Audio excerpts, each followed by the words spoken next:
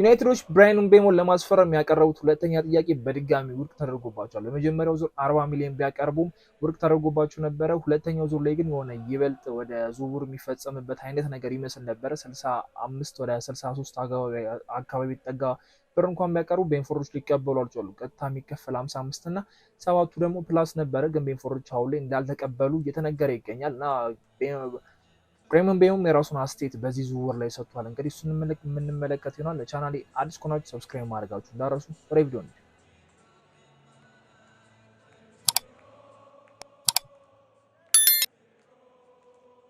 አንዳንድ ዝውውሮች በጣም አሰልቺ ናቸው እና ብራያን ምቤሞ እና የዩናይትድ ዝውውር በጣም አሰልቺ እየሆነ ይመስለኛል። ከቀን ከቀን ሂርዊጎ አንሰማሞ እየተባለ በጣም እየጓጓን ነበረ። አሁን ላይ ደግሞ ብሬንትፎርዶች ውድቅ እንዳደረጉት እየተነገረ ነው። የ65ቱ ወደ 60 ምናምን የሚጠጋው ገንዘብ ለቤንፎርድ በቂና ተቀባይነትን ያገኛል ተብሎ ነበረ። በሚቀጥለው ሳምንት ምርመራ ሊያደርግ ይችላል እየተባለ ፋብሪዞም እየዘገበው ነበረ። ግን ደግሞ አሁን ላይ ቤንፎርዶች ውድቅ እንዳደረጉትና ተጫዋቹን ለዩናይትድ እንደማይሸጡት ነው እንግዲህ እስካሁን እየተነገረ ያለው። በቂ ገንዘብ ስላላገኙ ነው እንጂ ፍላጎት ምናምን ነገር አይደለም እና ብራያን ምቤሞ በዚህ ዙሪያ የራሱን አስተያየት ሰጥቷል። ወደ ቶተንሃም መዘዋወር አይፈልግም፣ ወይ ዩናይትድ መግባት ወይ ደግሞ እዛው ቤንፎርድ መቆየት ነው ፍላጎቱ። ዩናይትድ የሚቀላቀል ከሆነ ዩናይትድ ይቀላቀላል፣ ካልሆነ ሌላ ክለብ ላይ አልሄድም የሚል ምላሽ ነው የሰጠው። ይሄኛው ውድቅ ከተደረገበት በኋላ ነው። ልጁ በጣም ዩናይትድን መቀላቀል ይፈልጋል፣ በዛ ላይ ፍላጎትም አለው። ገና ከመጀመሪያው ቀን አንስቶ ቤንፎርድ ነው ዩናይትድ ብራያን ምቤሞ ዩናይትድ ስማቸው ሲያያዝ ፋብሪዞም እንደተናገረው ከሆነ እሱ ወደ ዩናይትድ መቀላቀል ፍላጎት እንዳለው እና አሳይቶ ነበር። እሱንም የፋብሪዞን ፖስት ላይክ ማድረግ ችሎ ነበረ እና ያ ነገር በጣም ግልጽ ነበረ። በዚህ በኩል ደግሞ እንደ ኤጀንት ዩናይትዶች እየተጠቀሙት የነበረው አንድሬ ኦናና ነው። የአንድ ሀገር ልጆች ስለነበሩ የተወሰኑ ነገሮች እያዋራው ነበረ እና ዝውውሩ እንዲሳካም የእሱ አስተዋጽኦች አሉት ምናምን ነገር የሚሉ ነበሩ። እንግዲህ በብራያን ምቤሞ ዙሪያ ላይ ምንም አይነት ችግር የለም። ተጫዋቹን ለመቀላቀል ነው በፐርሰናል አግሪመንቶች በቃ ተስማምቷል። ምንም የእሱ ያለቀለት ጉዳይ ነው። ቤንፎርዶች ለምን እንደሆነ አሁንም ድረስ እስከ 70 የሚጠጋ ገንዘብ ካላቀረበ ዩናይትድ የሚሸጡት አይመስልም።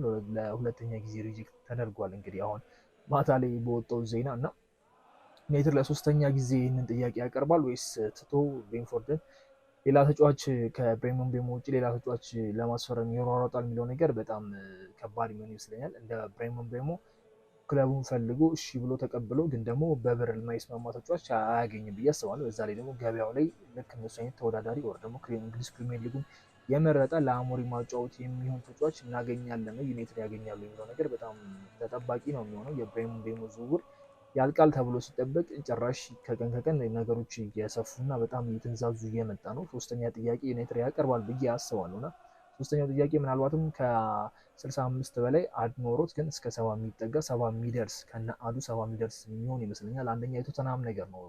ቤንፎርዶች ሀሳባቸውን እንዲቀይር አድርገው ቶተንሃም እሱን ለማስፈረም ወደ 70 ሚሊዮን እናቀርባለን የሚል ነገር ነበረ። ግን ብራያን ምቤሞ ቶተንሃም መቀላቀል አልፈልግም፣ ዩናይትድ ነው መቀላቀል የሚፈልገው፣ ካልሆነ ደግሞ እዛው ቤንፎርድ ነው መቆየት የሚፈልገው ብሎ ምላሹንም ሰጥቷል። ስለዚህ ቤንፎርዶች 70 የማይከፍሉ ከሆነ ዩናይትዶች እስከ 70 የሚጠጋ ገንዘብ ለዩናይትድ መሸጥ አይፈልጉም። ዩናይትድ ተጫዋች ካጠው በጣም ከባድ ይመስለኛል። በፕሪሚየር ሊጉ አራተኛው ጎል አስቆጣሪ ነው እና ከ20 በላይ ጎሎችን አስቆጥሯል። 7 አሲስት አለው እና ይህ ተጫዋች ቀላል ተጫዋች አይደለም። በዚህ ዓመት በጣም የገነነ ተጫዋች ነው። ሊጉን የሚያውቀው ተጫዋች ነው እና አሞሪም በደንብ ከሚፈልጉት ተጫዋች መሀል አንደኛው ነው እና የማቲያስ ኩኛ ዝውውር ይህን ያህል አልተንዛዛም ነበር። የብራያን ምቤሞ ስሰማ ነገሮች ያልቃሉ የሚል እምነት ነበረኝ። ብዙ ሰዎችም እምነት ነበራቸው። ምክንያቱም ብራያን ምቤሞ በራሱ ፍቃድ ሰጥቷል። ዩናይትድን መቀላቀል ይፈልጋል። ልክ እንደ ማቲያስ ኩኛ ነበር አይነት ዝውውር የመሰለኝ እና ወልቭስ ጋር እንደተስማሙት ዩናይትዶች በቤንፎርድም በኩል ችግር የሚኖር አይመስልም ነበረ።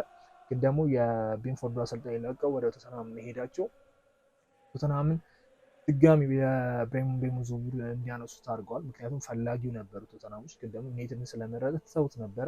አሰልጣኙ ወደዛ ሲያመጡ ድጋሚ ምናልባት በአሰልጣኙ ተወስብሶ ወደኛ ክለብ ይመጣል የሚለው ነገር ከቤንፎርዶች ጋር ወደ 70 ምናምን የሚጠጋ ሚሊዮን ለማቅረብ እያወሩ ነበር የሚባል ነገር ነበረ። እሱ ነው ዩናይትድ እንዲዘናጋ ወር ደግሞ ቶሎ ብሎ ተጫዋቹ እንዳያገኝ ያደረገው። ከ40 እስከ 60 እንግዲህ አሁንም የሪጀክት እየተደረገ ነው። ዩናይትድ ምን ያህል አቅርቦ ልጁን ያመጣዋል የሚለው ነገር ተጠባቂ ነው የሚሆነው። ብራያን ምቤሞ እዛው ቤንፎርድ ይቆያል ወይስ ዩናይትድ ይመጣል? ዩናይትድ ደግሞ እሱን ካላመጣም የትኛውን ተጫዋች አምጥቶ ነው እዛ ቦታ ላይ ሊያሰልፍ የሚችለው? ወር ደግሞ እንደ ብራያን ምቤሞ ኳሊቲ ያለው ፕሪሚየር ሊጉ ላይ በጣም ልምድ ያለው በደንብ ስሙ የገነነ ተጫዋች ሌላ ያገኛሉ? ከሌላ ሊግ ነው ሊመጣ የሚችለው እንጂ ፕሪሚየር ሊጉ ላይ እንደሱ አይነት ተጫዋች የሚያገኙ አይመስለኝም። ፈቃደኛ ሆነው የቻምፒየንስ ሊግም ችግር ስላለ የአውሮፓ መድረክም ችግር ስላለ በቀላሉ እሺ ብሎ ወደ ክለቡ ይመጣል የሚል ተጫዋች እምነት የለኝም። ዩናይትድ ይህንን ተጫዋች እንደምንም ብለው ከፍለው በሆነ መንገድ ማምጣት አለባቸው ብዬ አስባለሁ። አይኖ ፋይናንሻል ፌር ፕሌይ ችግር አለባቸው።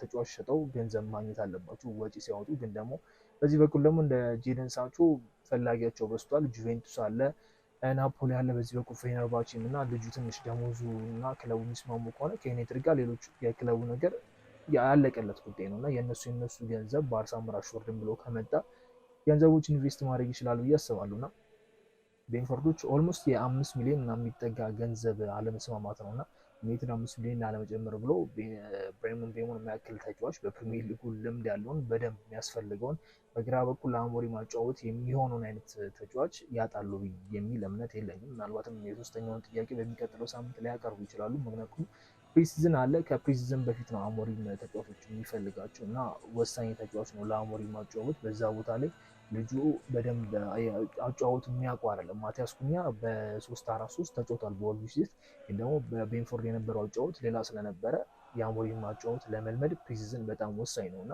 ቅድመ ዝግጅት ጨዋታዎች ለሚመጡ ተጫዋቾች በጣም ወሳኝ ናቸው። ለአሞሪምም እንደዛው በደንብ የሚያይበት ጨዋታ ነው እና እነሱን በደንብ ኮኔክሽን የሚፈጥርበት ነው እና ዩናይትድ ደግሞ የመጀመሪያዎቹ 5 ጌሞች በጣም ትላልቅ ናቸው ማለት እንችላለን።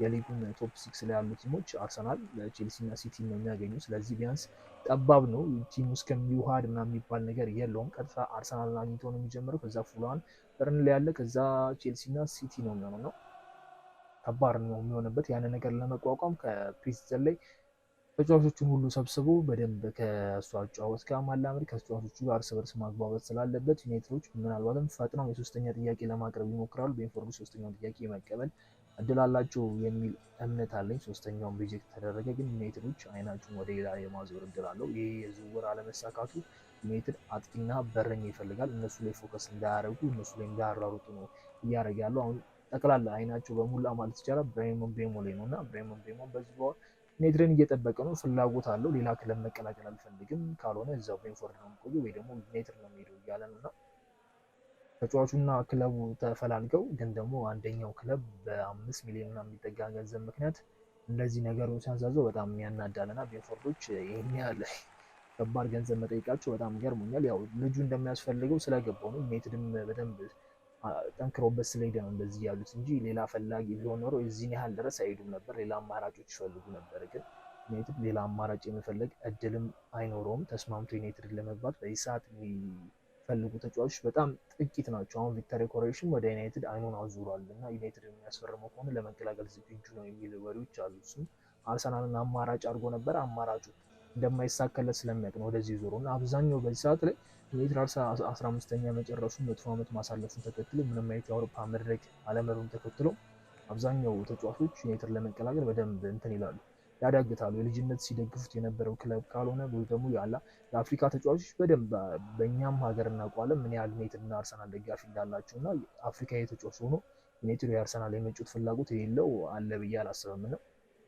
ብሬመን ቤሞ ያው ካሜራዊ ስለሆነ በደንብ አርሰናል እና ዩናይትድ የሚያውቅ ተጫዋች ነው ብዬ አስባለሁ። በሀገሩም በደንብ የሚደገፉት ሁለቱ ናቸው እና ዩናይትድ የመቀላቀል እድሉ አሁንም ስቲል አለ። ግን ነገሮች መንዛዛታቸው ነው በጣም የሚያስጠላው። ዩናይትድ ሌላ ተጫዋቾችን እንዳያይ እያደረገው ነው። በበረኛም ሆነ በአጥቂ ዙሪያ ሌሎች ፎከስ እንዳያደርግ እያደረገው ነው። እስቲ ቤንፎርዶች የመጨረሻ ጥያቄ ዩናይትድ ያቀርባል ብዬ አስባለሁ። ስንት እንደሚሉ ወደ 70 የሚጠጋ ወር ደግሞ 80-65 አድርገው ወይ ሌላ አድ ፕላስ ጨምረው የሚያዘዋውሩት ከሆነ ምን ሰማ ይሆናል። እስቲ ሶስተኛ ጥያቄ የሚቀርብ እና ወር ደግሞ ሶስተኛውን ጥያቄ የማያቀርብ ከሆነ ዩናይትድ ምንመለከት ይሆናል። ሌሎች ተጫዋቾች ላይ ፎከስ ካረገን በእነሱ ዙሪያ ላይ ሌላ ቪዲዮ እንሰራለን። ቻናሌ አዲስ ከሆኑ ሰብስክራይብ ማድረጉት እንዳይረሱ። ያሉትን አስተያየት ኮመንት ላይ አስቀምጡልኝ። ላይክ ማድረግ እንዳይረሳ። ሼር አድርጉት ይህን ቪዲዮ። በቀጣይ ቪዲዮ እንገናኛለን። ይመቻችሁ።